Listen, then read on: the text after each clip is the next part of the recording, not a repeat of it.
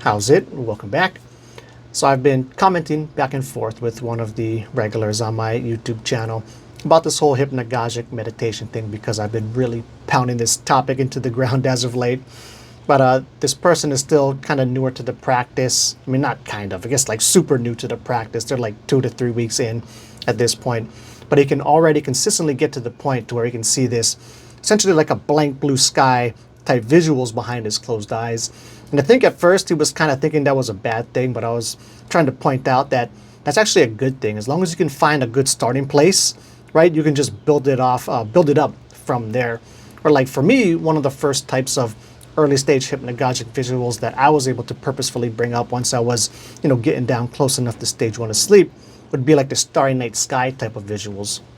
But anyway, so last night when I was going to sleep, I thought, oh, I'll try to purposefully bring up this blue sky type of scene. And so it worked. But, it wasn't like a vibrant blue. It was almost more like when you're noticing the non-uniform pitch blackness behind your closed eyes, right? I tend to notice it as just like a lighter color of black. But then once I kind of just started thinking about it and trying to recognize it more as like this bluish hue, then it came off looking more blue to me. But then the way I progressed it from there is actually right on par with the update that you were giving to me yesterday, where he was saying he would start to notice that there would be some clouds in the sky sometimes or silhouettes of trees popping out. So this whole silhouette thing, that is, one of the primary ways that I can tell and notice as I'm getting deeper into hypnagogia, where like for me, whether I'm seeing this bluish hue type background or just, a lighter spots within the non-uniform pitch blackness, is I'll see different like silhouettes and things start to pop out in there. So like last night, for example, I would see like these outlines of people and stuff moving around, and then sometimes engage a bit too much, blank everything out, right? But then just relax, sink back down towards stage 1 of sleep, and then everything can pop back up again. But that whole progression of seeing this background color, whether it's blue or just a lighter form of black or whatever, and then seeing the silhouettes pop out, that is exactly on track, and I think you're totally on the correct path there.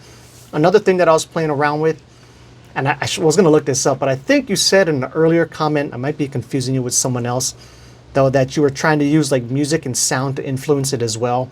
So I was playing around with that too, and we were watching a movie before bed, like this Jason Momoa's Chief of War thing, right? And so I kind of had some of those type storylines and like the vibe and the music from like the intro in particular was kind of stuck in my head.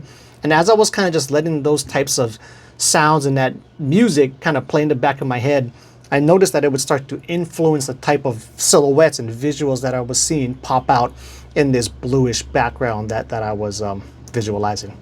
Anyway, so great progress there. I would say just stick with it. When you do see the silhouettes pop out, right, just continue to follow that narrative. If there is a narrative to it, which most of the time there is some, try to follow that, but keep that one-step removal so you can keep your lucidity intact. You don't get wrapped up in the narrative, lose your lucidity, and fall asleep unconsciously like we typically do.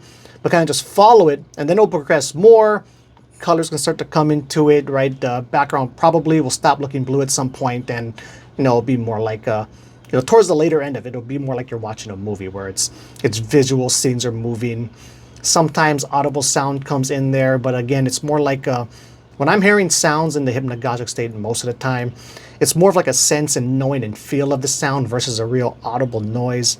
The only time I get the real strong audible noise is when I'm like super duper sleep deprived or tripping for whatever reason. I'll think I'll hear music and whatnot, but for the most part, as you get deeper into it, those blackened silhouettes that are popping out will start to have more details and stuff associated with it, and then you can just play in and enjoy that liminal dreaming state.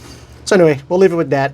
That's it. Until the next video, keep your hypnagogic meditation practice legit.